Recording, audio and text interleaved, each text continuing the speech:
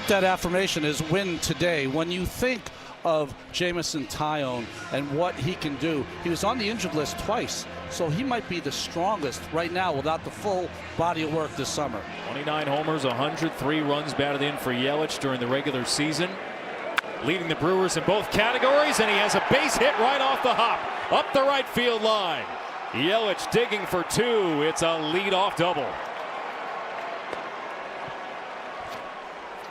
Well, Yelich gets the Brewers going. The pitch first is a breaking ball right in the middle of the plate. Yelich reaches out and gets that right down the line, goes right over the bag.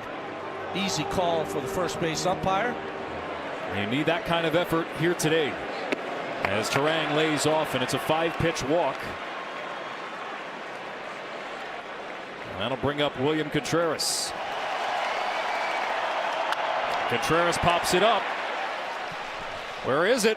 Nobody sees it. It might fall. It does!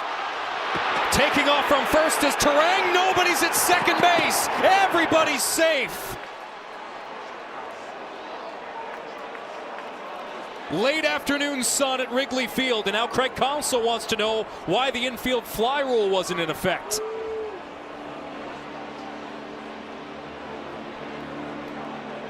The umpire is going to say no one had a beat on the ball at all. You don't call the infield fly rule until you're sure that it's playable, that it's going to be played.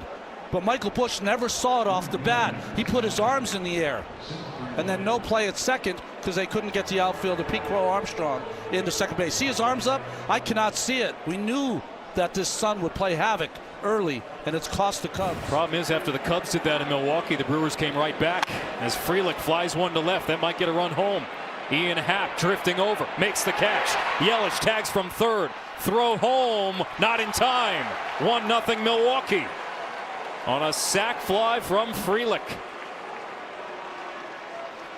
Well, there's the productive at bat by the misplay by the Cubs, by Frelick.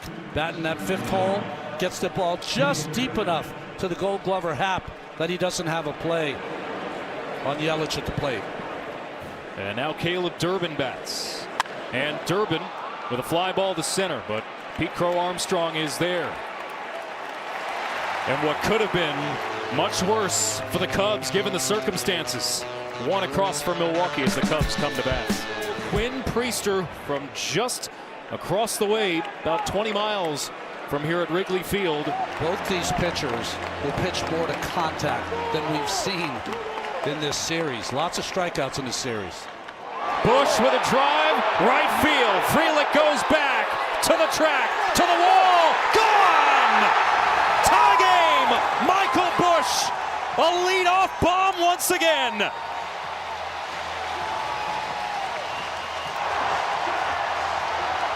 In a postseason where Chicago has not seen reliable offense, Michael Busch delivers. In Game 2, Suzuki had a 3-run home run that was answered by Andrew Vaughn. The Brewers score a run on a missed pop-up, and Busch turns it right around with one swing. What an ending to the season Busch has had. He has been red hot of late. His third home run in this 2025 postseason, his second leadoff home run in this series. The only reason that home run dropped in the front row is because of the wind. Frelick thought at some point the wind might blow it back into play. Horner with a line drive up the middle for a base hit. Here's the chaos that Counsell was talking about. Again, another cutter that just spins in the middle of the plate. Nice hitting by Horner. Bullet up the middle.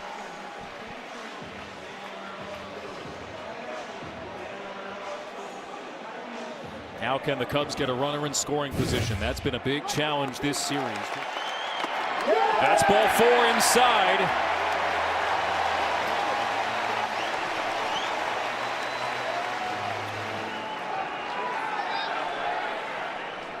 Suzuki to right field, curling towards the corner. Frelick slides, and comes up with the catch. Sal Frelick with a tremendous catch in right. That saves a run, takes an extra base hit away from Suzuki, and results in a huge first out. Well, this Milwaukee defense has been bailing out its pitchers all season long. What a play. One of the only ballparks where down the right and left field line it bays out and it plays deeper. And he made it all the way to the line, sliding catch. That's the only way you can make that play. You can't run full bore because you'll run straight into the wall.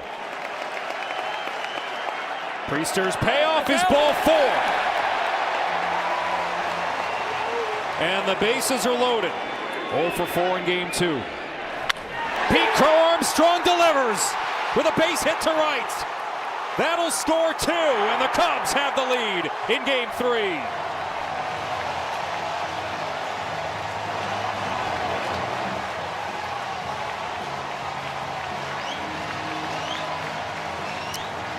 Contact-oriented indeed by Pete Crow Armstrong. Another cutter that sits right in the middle of the plate.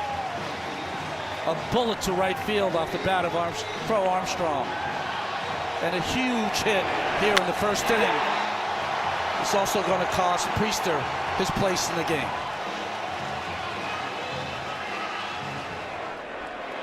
And there goes Pete Crow Armstrong, and the ball gets away all the way to the backstop.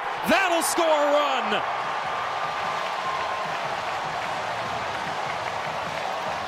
Ian Happ scampers home on the wild pitch. Traffic for the Cubs, making things happen, attempting a steal. You saw Contreras coming out of his crouch early to try to throw that ball and wasn't able to handle it on his backhand. A late start by Happ, but plenty of time to get in there. Another payoff, and Swanson lays off for ball 4.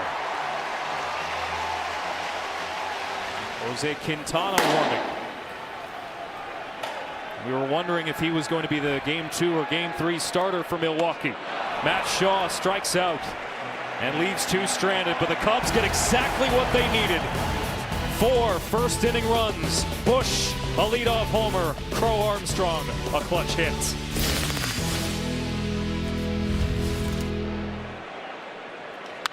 Frelick goes the other way and lines one into left.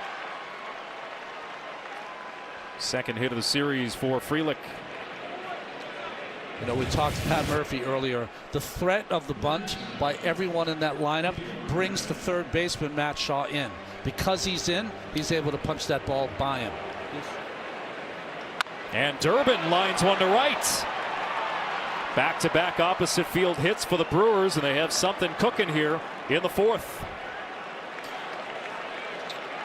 Well, this team can really string hits together. We talked before, they don't chase a lot, they don't swing a lot, but when they swing, they make contact. Humble approach, going the other way against Tyone. Up the middle from Bowers, a base hit. Frelick around third, he will score. Throw to third, not in time. As Durbin slides in safely, going first to third on the RBI single from Bowers. And the Brewers have cut it down to 2. Greg Counsell wants the Cubs to take a quick look, and they will not challenge. Again, just stringing these hits together, working the at-bat. Did Bowers, finally gets a fastball up in the strike zone and delivers with the 3rd straight base hit. And look at Frelick, who can fly. He's going to score easily. And also pressing is Caleb Durbin, who plays with his hair on fire as well. Trailing by a couple of runs, still being aggressive on the base pass. Ron, you pointed out a great stat earlier in this series. The Milwaukee Brewers, when they get a runner on base, falling behind, the last 3 hitters, all 3 wound up singling. Lockridge lays down a bunt. It's a squeeze play. Toss home. They have Durbin in a rundown. Kelly to Shaw, who runs down the line, makes a shovel play to Bush, and he will finally get the tumbling Durbin for the out.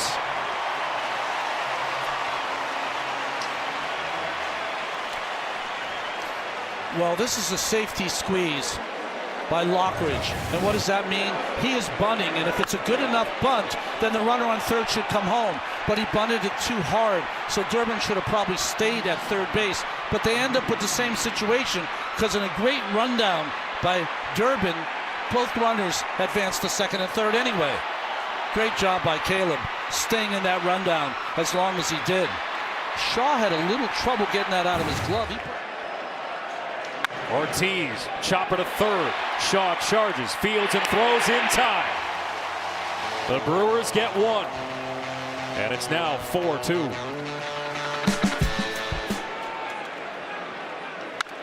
Yelich to short. Swanson is there for the first out of the fifth inning. Churio off balance in that at bat. Goes chasing and a fastball up and out of the zone. Well, when he hit that 3-run home run, it was an 0-2 pitch right down the middle, despite being 101 miles an hour. They haven't thrown him a lot of strikes today. He's been chasing.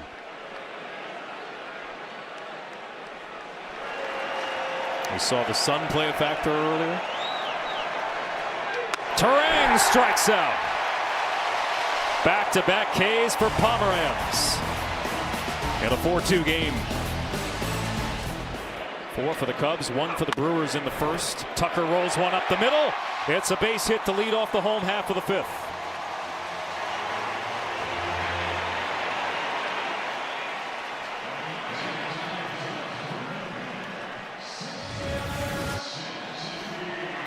Well, I think Quintana was in there to face the left-handed Tucker, but he gets a base hit. And I think Pat Murphy now will go to the bullpen. During the break, they had Grant Anderson toss it. And Suzuki unable to catch up to it. Foul tips it into the mitts.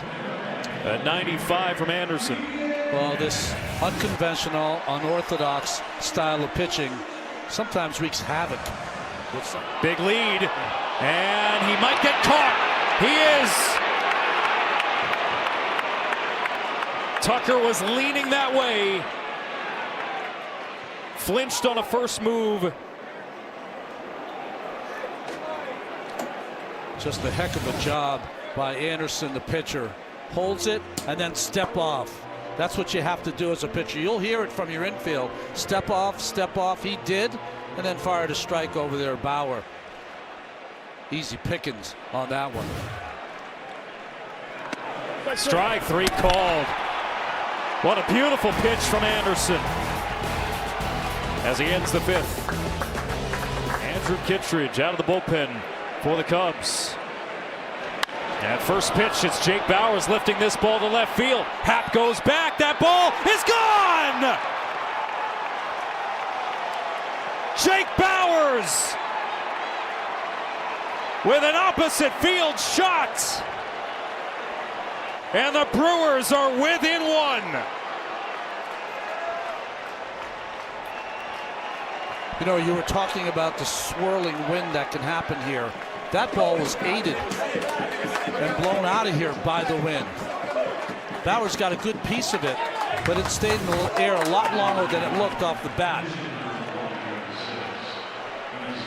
And here come the Brewers. And here comes their bench with a pinch hitter to follow this solo home run to make it a 1-run game. Kittredge acquired at the trading deadline from Baltimore, where he had a strong season, even stronger in a Cubs uniform. And he strikes out Collins.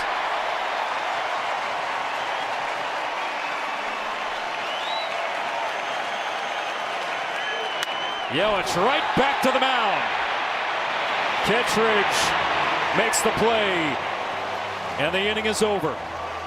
But an opposite field homer for Jake Bauers has pulled the Brewers back within one. This is driven towards the gap by Bush, but it'll be caught by Churio. One of those classic scenes here at Wrigley Field in Chicago in October.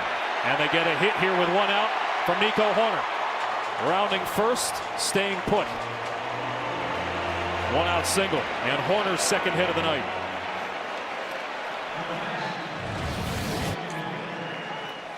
I said before that Hoerner had hit a home run off Koenig in game one of the 3 solo shots by the Cubbies.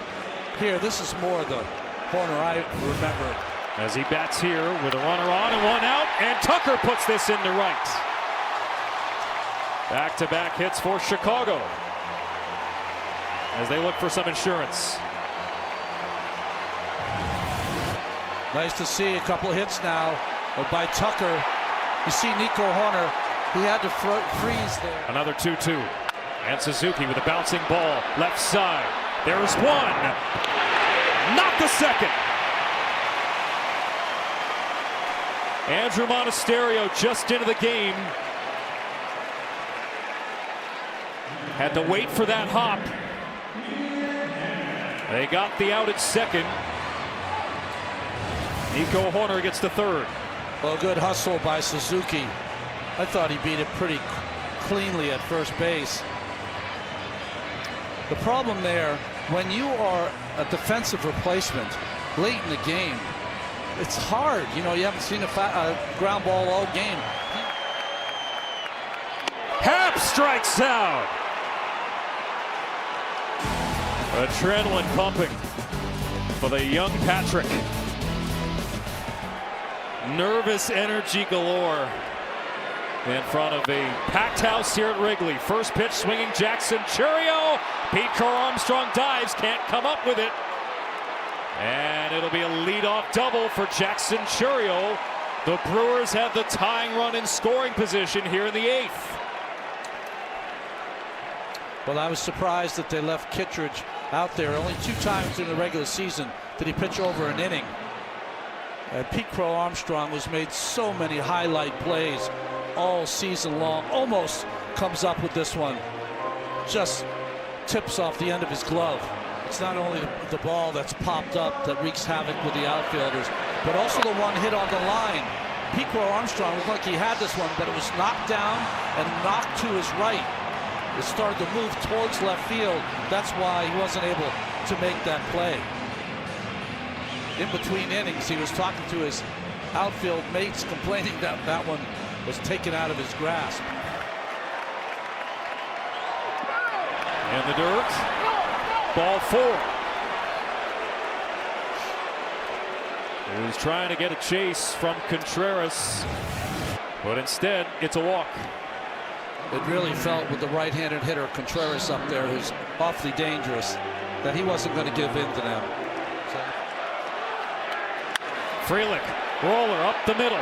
Hoerner to his right, makes the flip for 1. The throw to first, not in time.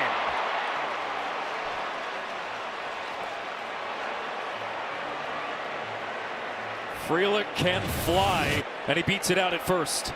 I mean, there aren't many double play combos that can even make this close.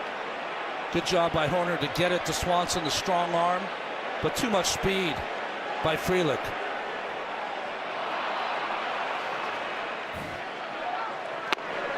It's a 4-pitch walk to Durbin, and the bases are loaded.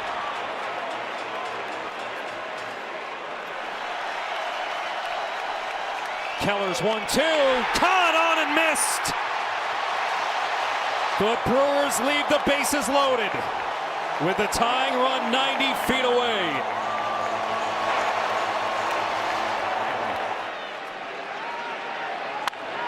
And Vaughn with a fly ball to right center. Suzuki comes over to make the catch.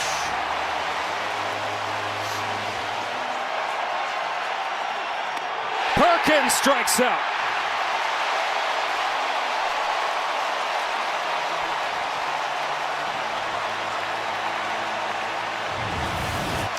Well, that's 2 big 2-strike pitches to Bowers and Perkins. Both ended up in strikeouts for Keller. And now Christian Yelich with the Brewers down to their final out. Yelich, a hard hit ball to second. Hoerner makes the play. And the Cubs survive.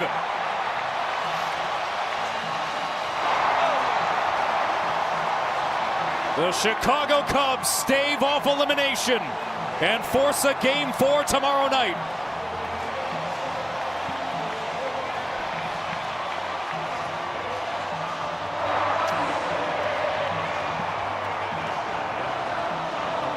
Talked a lot about the Brewers bullpen. What a job by the bullpen tonight for the Cubbies. 5 innings, only 1 run allowed, and this beautiful play by Horner to his left. That ball was scalded, and he gets the final out.